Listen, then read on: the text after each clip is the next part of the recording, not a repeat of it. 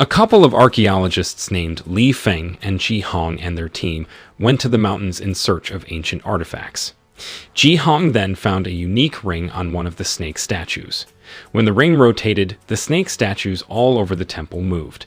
Then from above appeared a statue of the Zhu dragon. A photographer climbed up the Zhu dragon statue to take a picture of it, but he found the Kunlun mirror they had been looking for. Ji Hong yelled at the photographer not to look at the mirror, but he kept staring at the Kunlun mirror, until suddenly the mirror spouted blue flames that caused the photographer's body to burn. Li Feng, who saw it, tried to save him, but the Zhu dragon statue spouted blue flames at Li Feng, which made him unable to help the photographer. Not long after, the snake statues in the temple moved and attacked Li Feng, Ji Hong, and his team. They all panicked at the sight. The snakes surrounded them as they were about to escape. Ji Hong remembered the Kunlun mirror and quickly grabbed it. So Ji Hong decided to send the Kunlun mirror to one of her team named Zhang Gu. Unfortunately, Zhang Gu failed to catch the mirror. Zhang Gu chose to escape from the temple and left the fallen Kunlun mirror. Zhang Gu was the only archaeologist team that had survived the incident. After the deadly incident at the temple, Ji Feng and Ji Hong were considered the killers that were responsible for the deaths of all their team. This affected Li Feng and Ji Hong's son Li Qiang. From childhood to adulthood, he was ostracized by the surrounding community for his parents' mistakes. Long story short, the grown-up Li Qiang wanted to prove that his parents were not murderers.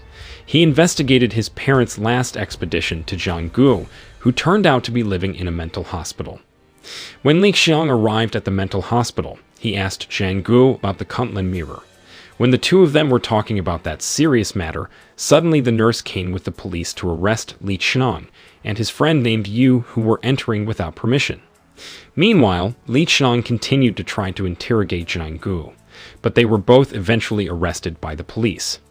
A while later, Li Qiang and Yu were released by their friend named Lu Yao. Li Qiang said right away that the Kunlun mirror seemed to be in the village close to the Qian River. Li Qiang wanted to go to the village to look for the Kunlun mirror. He invited Lu Yao and Yu to go together to look for the ancient artifact. As gratitude, Li Qiang wanted to invite Lu Yao and Yu to have dinner together. In the evening, the three of them met for dinner together. But while Lu Yao was cleaning up, Yu told Li Qiang to be honest about his feelings for Lu Yao.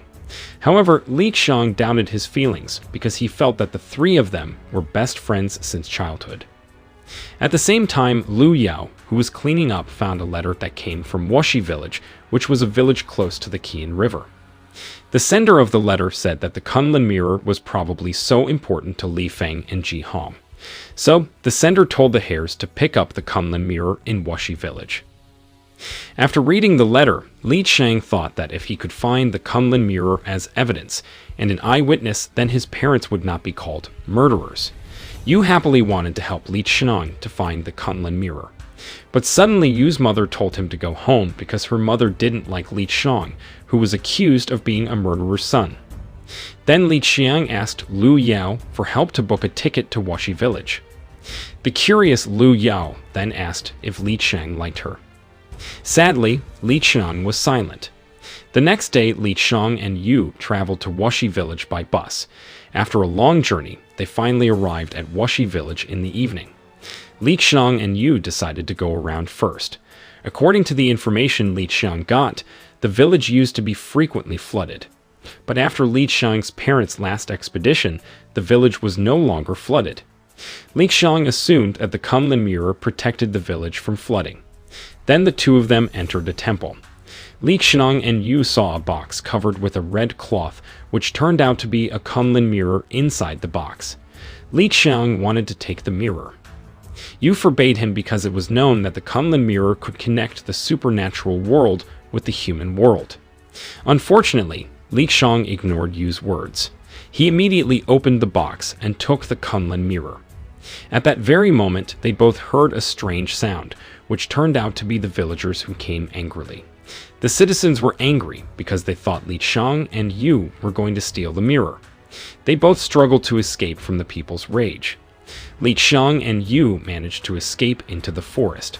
Surprisingly, Lu Yao suddenly came with her car to save Li Qiang and Yu. Without thinking, Li Qiang and Yu immediately got into the car, but Lu Yao accidentally hit a tree, which caused her car to break down. At that moment, the residents surrounded the three of them. Moments later, Lu Yao managed to restart the car and tried to leave. There were many people blocking the car. Lu Yao decided to turn the steering wheel, and the three of them fell into the ravine. At the same time, the Kunlun mirror glowed. Li Qiang, Lu Yao, and Yu woke up in a strange place that was strange. They were also fine, even though they were sure they had fallen into the ravine. Yu then said that the mirror was missing. Li Qiang, who knew that, was annoyed and blamed Yu for not being able to keep the mirror. Li Qiang then asked Lu Yao why she came to save the two of them when Lu Yao didn't want to be involved in anything Li Qiang did. Lu Yao firmly replied that she didn't come because of Li Qiang, but to help bring back Li Qiang's parents' good name. Just as Li Qiang was about to light a lighter, a huge snake came and pushed the car upside down. Li Qiang then got out of the car and saw that the snake was about to attack him. But surprisingly, there were two warriors who fought the snake. They were Lili and Feng Xing. The snake attacked Lili until she hit a stone pillar, while Feng Xing was attacked by the snake's scales. Just as the snake was about to attack Feng Xing, a warrior named Bai Ling came to fight the snake. Meanwhile, Feng Xing and Lili formed Chi energy to block the snake from escaping. Bai Ling then stabbed the snake with his spear. The snake turned into a woman named Hong Yang. Before dying, the Hong Yang snake said that they would all die soon. Then Bai Ling introduced himself and his two friends to Li Qiang and the others. They were disciples of Master Jing Hai. Seeing that, Lu Yao concluded that she and her two friends had entered the supernatural world because they were unharmed despite entering the ravine. Bai Ling said that he and his friends were ordered by Master Jing Hai to pick up Li Qiang. Bai Ling made a portal out of Chi energy that came from human energy. He took Li Qiang and his two friends through the portal. The portal led them to Kunqi City. When they arrived at Kunqi City, Bai Ling told them that a long time ago there were gods who lived in peace, and then a Zhu dragon appeared who thought he was the strongest god. Then the Zhu dragon caused trouble in this world. Currently, Zhu dragon was locked up and couldn't get out without the help of the Kunlun mirror. Meanwhile, at the place where Hong Yang died, there was a mysterious figure who turned out to be the fire dragon, who was the son of the Zhu dragon. The fire dragon then took Li Qiang's cigarette butt to find out his whereabouts. In Kunqi City, Bai Ling took Li Qiang and his friends to Master Jing Hai's temple. Li Qiang, Lu Yao, and Yu were surprised to see that Master Jing Hai was mummified. Lili explained that Master Jing Hai existed in spirit form. In the past, Master Jing Hai borrowed the power of an ancient god to pry out the right eye of the Zhu dragon, which was the Kunlun mirror. This made Zhu dragon fall into eternal sleep. Bai Ling said if Li Qiang wanted to know where the Kunlun mirror was, then he could ask Master Jing Hai's spirit. Then Bai Ling opened the door behind Master Jing Hai's mummy statue. Inside the room was a giant statue. Yu asked about the whereabouts of the Kunlun mirror, but the statue went on a rampage instead. Li Qiang wanted to help Lu Yao, but he was hit by the statue. They tried their best to fight the statue. Outside, Bai Ling saw that the incense was still burning. It showed that Li Qiang, Yu, and Lu Yao were still alive.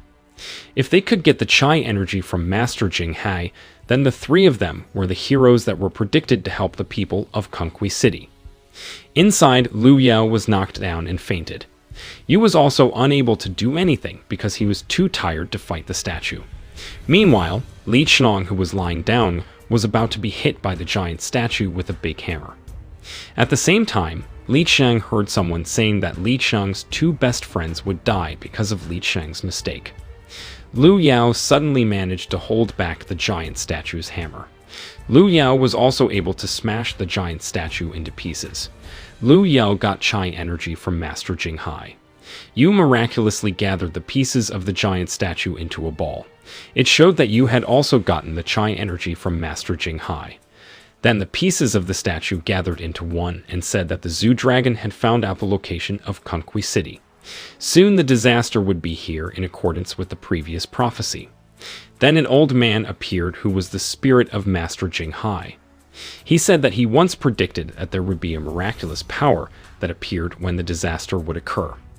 That power would help Kumqui City. The miraculous powers that Master Jinghai referred to were Li Qiang, Lu Yao, and Yu. But Li Qiang refused on the grounds that they came to look for the Kunlun mirror and return home. Seeing Li Qiang's selfish behavior, Master Jinghai remembered his junior colleague because they both looked alike. Master Jinghai told him that for thousands of years, he and the people of Kumqui City fought the Zoo Dragon, but he blamed his junior colleague for stealing the Kunlun mirror. Hearing that, Li Qiang was interested in Jinghai's story. Li Qiang then made an offer that Li Qiang and his friends would help the people of Kumqui City as long as they knew where the Kunlun mirror was. Master Jinghai said that the person Li Qiang was looking for lived behind the Thunder Swamp. After finding out the whereabouts of the Kunlun mirror, Li Qiang and his friends returned to the previous place. The people of Kumqui City welcomed those who had gained Chai energy happily, but Li Qiang, who didn't want his friends to get hurt, then decided to lie. He said that Bai Ling was told to escort Li Qiang to a place called the Thunder Swamp to retrieve the Kunlun mirror. Bai Ling told Li Qiang and his friends to prepare to be escorted to the Thunder Swamp. Elsewhere, Hong Yang and the Fire Dragon tried to destroy the shield protecting Kumqui City. Inside the city, Yu asked why Li Qiang lied to the residents. Li Qiang clearly said that he didn't want his two friends to get hurt. Hearing that, Yu chose not to leave the city.